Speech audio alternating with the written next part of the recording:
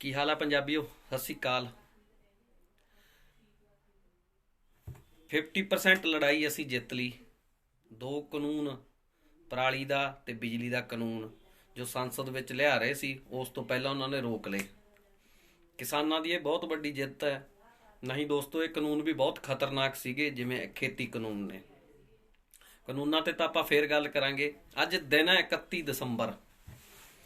ਗੱਲ ਕਰਦੇ ਹਾਂ ਅੱਜ ਦੇ ਦਿਨ ਕਿਵੇਂ ਇੱਕ ਬ੍ਰਿਟਿਸ਼ ਈਸਟ ਇੰਡੀਆ ਕੰਪਨੀ ਭਾਰਤ ਆਈ ਸੀ ਤੇ ਭਾਰਤ ਦੇ ਵਿੱਚ 400 ਸਾਲ ਤੱਕ ਡੰਡੇ ਦੇ ਜ਼ੋਰ ਨਾਲ ਰਾਜ ਕੀਤਾ। ਤੇ ਉਸ ਟਾਈਮ ਵੀ ਇਹਨਾਂ ਬਹਾਦਰ ਪੰਜਾਬੀਆਂ ਨੇ ਉਸ ਕੰਪਨੀ ਨੂੰ, ਬ੍ਰਿਟਿਸ਼ ਰਾਜ ਦੀਆਂ ਜੜ੍ਹਾਂ ਪੱਟੀਆਂ। 31 ਦਸੰਬਰ 1600 ਈਸਵੀ ਨੂੰ ਈਸਟ ਇੰਡੀਆ ਕੰਪਨੀ ਮਸਾਲਿਆਂ ਦੇ ਵਪਾਰ ਕਰਨ ਵਾਸਤੇ ਭਾਰਤ ਦੇ ਵਿੱਚ ਆਈ। ਬ੍ਰਿਟਿਸ਼ ਦੀ ਮਹਾਰਾਣੀ ਤੋਂ ਸਾਰੇ ਕਾਨੂੰਨ ਪਾਸ ਕਰਵਾ ਕੇ ਆਈ, ਵਪਾਰ ਦੇ ਕਾਨੂੰਨ। ਉਸ ਤੋਂ ਬਾਅਦ ਆਪਣੀ ਰੱਖਿਆ ਲਈ ਸੈਨਾ ਰੱਖਣ ਦੇ ਕਾਨੂੰਨ, ਇਸ ਤਰ੍ਹਾਂ ਦੇ ਕਾਨੂੰਨ ਪਾਸ ਕਰਵਾ ਕੇ ਆਈ। 1600 ਈਸਵੀ ਵਿੱਚ ਵਿਲੀਅਮ ਹੌਕਿੰਗਸ ਨਾਮ ਦਾ ਜਿਹੜਾ ਕੰਪਨੀ ਦਾ ਪ੍ਰਤੀਨਿਧ ਕਰਨ ਵਾਸਤੇ ਬੰਦਾ ਆਇਆ ਸੀਗਾ, ਉਹਨੇ ਭਾਰਤ ਦੇ ਬਾਦਸ਼ਾਹ ਜਹਾਂਗੀਰ ਨਾਲ ਮੇਲ ਜੋਲ ਕੀਤਾ। ਜਹਾਂਗੀਰ ਨੇ ਪਹਿਲੀ ਫੈਕਟਰੀ ਲਾਉਣ ਦੀ ਪਰਮਿਸ਼ਨ ਉਹਨਾਂ ਨੂੰ ਸੂਰਤ ਦੇ ਵਿੱਚ ਦਿੱਤੀ ਸੀ, ਗੁਜਰਾਤ, ਸੂਰਤ ਦੇ ਵਿੱਚ। ਉਦੋਂ ਵੀ ਗੱਲ ਗੁਜਰਾਤ ਤੋਂ ਹੀ ਸ਼ੁਰੂ ਹੋਈ ਸੀ ਤੇ ਐਤਕੀ ਵੀ ਗੱਲ ਗੁਜਰਾਤ ਤੋਂ ਹੀ ਸ਼ੁਰੂ ਹੋਈ ਹੈ। ਗੁਜਰਾਤ ਮਾਡਲ ਇਹਨਾਂ ਦਾ ਬਾਹਲਾ ਹੀ ਚੱਲਦਾ। ਗੁਜਰਾਤ ਮਾਡਲ ਹਮੇਸ਼ਾ ਘਾਟੇ ਦੀ ਮਾਡਲ ਰਿਹਾ। ਗੁਜਰਾਤ ਨੇ ਜਦੋਂ ਪਵਾਇਆ ਘਾਟਾ ਹੀ ਪਵਾਇਆ। ਚਾਹੇ ਦੇਸ਼ ਦੀ ਵੰਡ ਹੋਈ, ਉਦੋਂ ਵੀ ਗੁਜਰਾਤ ਮਾਡਲ ਮਹਾਤਮਾ ਗਾਂਧੀ ਵਰਗਿਆਂ ਦੇ ਸਿਰ ਤੇ, ਉਦੋਂ ਵੀ ਉਹਨਾਂ ਗੁਜਰਾਤੀਆਂ ਨੇ ਦੇਸ਼ ਨੂੰ ਦੋ ਫਾੜ ਕਰਕੇ ਦੇਸ਼ ਦੇ ਦੋ ਟੁਕੜੇ ਕਰਵਾ ਦਿੱਤੇ। 2014 ਦੇ ਵਿੱਚ ਵੀ ਗੁਜਰਾਤ ਮਾਡਲ ਆਇਆ ਤਾਂ ਭਾਰਤ ਦੀ ਅਰਥ ਵਿਵਸਥਾ ਤੋਂ ਲੈ ਕੇ, ਭਾਰਤ ਦੇ ਰੋਜ਼ਗਾਰ ਤੋਂ ਲੈ ਕੇ, ਭਾਰਤ ਦੇ ਵਿੱਚ ਫੂਡ ਦੀ ਕਮੀ ਤੋਂ ਲੈ ਕੇ ਹਰ ਇੱਕ ਚੀਜ਼ ਦੀ ਤਹਿਸ਼ ਨਹਿਸ਼ ਕਰ ਦਿੱਤੀ। ਉਸ ਤੋਂ ਬਾਅਦ ਦੋਸਤੋ, ਮੁਗਲ ਬਾਦਸ਼ਾਹ ਨਾਲ ਜਿਹੜੀ ਈਸਟ ਇੰਡੀਆ ਕੰਪਨੀ ਸੀ, ਉਹਨੇ ਆਪਣੇ ਰਿਸ਼ਤੇ ਬਣਾਉਣੇ ਸ਼ੁਰੂ ਕਰ ਦਿੱਤੇ। ਨਵਾਂ ਸਾਲ ਆ ਰਿਹਾ ਕੱਲ ਨੂੰ, ਤਾਂ ਕਰਕੇ ਅੱਜ ਆਪਾਂ ਗੱਲ ਕਰ ਰਹੇ ਹਾਂ ਇਸ ਦੀ। ਈਸਟ ਇੰਡੀਆ ਕੰਪਨੀ ਨੇ ਉਦੋਂ ਦੇ ਜਿਹੜੇ ਰਾਜੇ ਸੀ ਉਹਨਾਂ ਨਾਲ ਆਪਦਾ ਸੰਚਾਰ ਕਾਇਮ ਕਰ ਦਿੱਤਾ। ਇੱਕ ਤਾਂ ਟੈਕਸ ਦੇ ਵਿੱਚ ਛੂਟ ਵਾਸਤੇ, ਦੂਜਾ ਫੈਕਟਰੀਆਂ ਲਾਉਣ ਵਾਸਤੇ। ਜਿਵੇਂ ਅੱਜ ਮੋਦੀ ਕਰ ਰਿਹਾ। ਮੋਦੀ ਕੀ ਕਰ ਰਿਹਾ? ਮਿਲ ਕੇ ਇਹਨਾਂ ਕੰਪਨੀਆਂ, ਇਹਨਾਂ ਦੇ ਜਿੱਥੇ ਜਿੱਥੇ ਫਾਇਦੇ ਹੋ ਰਹੇ, ਚਾਹੇ ਉਹ ਰਿਲਾਇੰਸ ਹੈ, ਚਾਹੇ ਉਹ ਅਡਾਨੀ ਹੈ, ਚਾਹੇ ਉਹ ਹੋਰ ਜਿੰਨੀਆਂ ਵੀ ਭਾਰਤ ਦੀਆਂ ਕੰਪਨੀਆਂ। ਭਾਰਤ ਦੇ ਵਿੱਚ ਇਹ ਦੋ ਕੰਪਨੀਆਂ ਦਾ ਨਾਮ ਵੱਧ ਜਾਣਦੇ ਆ, ਪਰ ਹੈ ਤਾਂ ਕੰਪਨੀਆਂ ਸਾਰੀਆਂ ਹੀ ਕੰਪਨੀਆਂ ਇੱਕੋ ਹੀ ਕੰਮ ਕਰ ਰਹੀ ਹੈ। ਏਅਰਟੈਲ ਵੀ ਕੋਈ ਬਹੁਤ ਚੰਗਾ ਕੰਮ ਨਹੀਂ ਕਰ ਰਹੀ। ਹੋਣਾ ਤਾਂ ਇਹ ਚਾਹੀਦਾ ਸੀ, BSNL ਸਟਰੋਂਗ ਹੋਣਾ ਚਾਹੀਦਾ ਸੀ ਪੰਜਾਬ ਦੇ ਵਿੱਚ ਜਾਂ ਹਰਿਆਣੇ ਦੇ ਵਿੱਚ, ਜੋ ਜੀਓ ਦੇ ਕਸਟਮਰ ਮੂਵ ਅਪ ਕਰ ਰਹੇ ਨੇ। ਐਕਚੁਅਲੀ ਦੇ ਵਿੱਚ ਹੋਣਾ ਤਾਂ ਇਹ ਚਾਹੀਦਾ ਸੀ, BSNL ਮਜ਼ਬੂਤ ਹੋਣਾ ਚਾਹੀਦਾ ਸੀ, ਬਟ BSNL ਕੋਲੇ 4G ਹੈ ਨਹੀਂ। ਲੋਕ ਜਾਣ ਕਿੱਥੇ?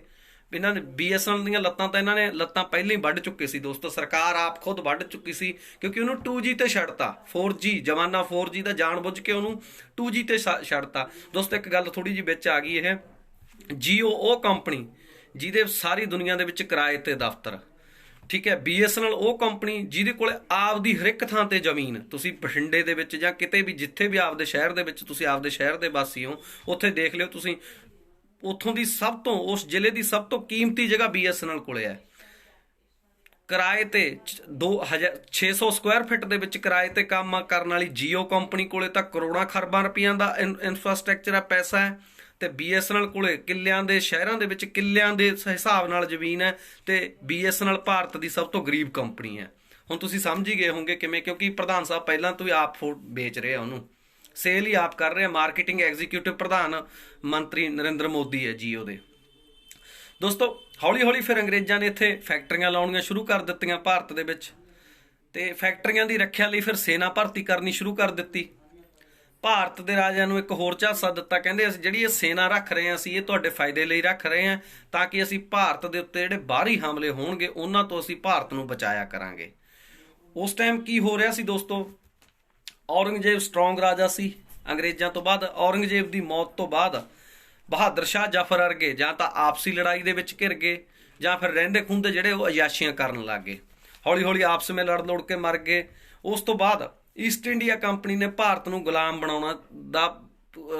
ਬਣਾਉਣਾ ਸ਼ੁਰੂ ਕਰ ਦਿੱਤਾ ਤੇ ਮੁਗਲ ਰਾਜ ਦਾ ਪਤਨ ਹੋਣਾ ਸ਼ੁਰੂ ਹੋ ਗਿਆ। ਹੌਲੀ ਹੌਲੀ ਕਰਕੇ ਕੰਪਨੀ ਨੇ, ਉਸ ਸਮੇਂ ਦਾ ਸਭ ਤੋਂ ਮੇਨ ਰਾਜ ਸੀਗਾ ਬੰਗਾਲ ਰਾਜ, ਸਭ ਤੋਂ ਅਮੀਰ ਰਾਜ ਸੀ। ਸੂਰਤ ਦੇ ਵਿੱਚ ਫੈਕਟਰੀਆਂ, ਉਸ ਤੋਂ ਬਾਅਦ ਬੰਗਾਲ ਸਭ ਤੋਂ ਅਮੀਰ ਰਾਜ ਸੀ। ਠੀਕ ਹੈ। ਬੰਗਾਲ ਦੇ ਉੱਤੇ 1750 ਦੇ ਕਰੀਬ ਵਿੱਚ ਮੀਰ ਜਾਫਰ ਨਾਲ ਮਿਲ ਜੁਲ ਕੇ ਅੰਗਰੇਜ਼ਾਂ ਨੇ ਉੱਥੇ ਕਬਜ਼ਾ ਕਰ ਲਿਆ।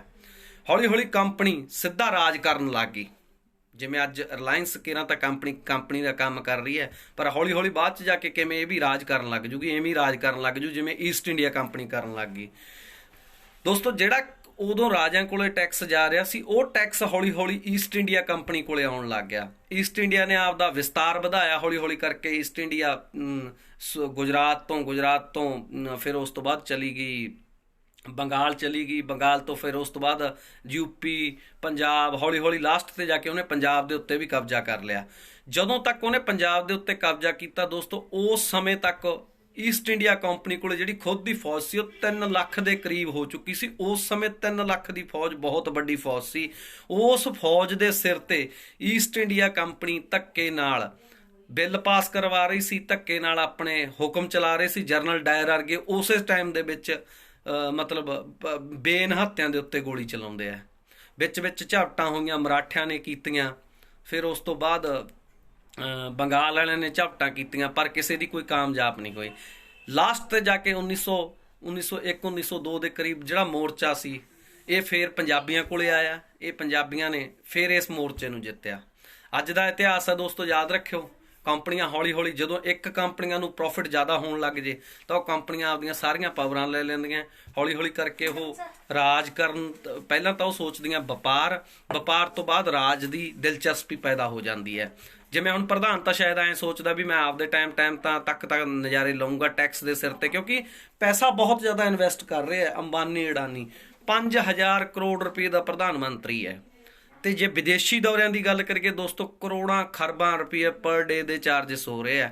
ਪ੍ਰਧਾਨ ਮੰਤਰੀ ਨੇ ਸਿਰਫ ਕਿਸਾਨਾਂ ਨੂੰ ਇਹ ਸਮਝਾਉਣ ਲਈ ਕਿ ਇਹ ਬਿੱਲ ਤੁਹਾਡੇ ਲਾਹੇਵੰਦ ਹੈ, ਘੱਟੋ ਘੱਟ 2500 ਤੋਂ 3000 ਕਰੋੜ ਰੁਪਇਆ ਉਸ ਦੇ ਉੱਤੇ ਖਰਚ ਕਰ ਦਿੱਤਾ। 25-30 ਮਿੰਟ ਦਾ ਪਰਸੋਂ ਪ੍ਰੋਗਰਾਮ ਨਹੀਂ ਕੀਤਾ ਸੀ ਜਿਹਦੇ 'ਚ ਰਾਜਨਾਥ, ਨਿਰਮਲਾ ਸੀਤਾਰਮਨ ਵਿੱਤ ਮੰਤਰੀ ਆਪਣੀ, ਜਾਂ ਪਿਊਸ਼ ਗੋਇਲ ਇਹ ਦੱਸਣ ਗਏ ਸੀ। ਸਿਰਫ ਇੰਨੀ ਗੱਲ ਦੱਸਣ ਦੇ ਵਿੱਚ 2.5 ਤੋਂ 3 ਘੰਟਿਆਂ ਦੇ ਵਿੱਚ ਇਹਨਾਂ ਨੇ 2.5 ਤੋਂ 3000 ਕਰੋੜ ਰੁਪਇਆ ਸਿਰਫ ਔਰ ਸਿਰਫ 2.5 ਤੋਂ 3 ਘੰਟਿਆਂ ਦੇ ਵਿੱਚ ਖਰਚ ਕਰ ਦਿੱਤਾ।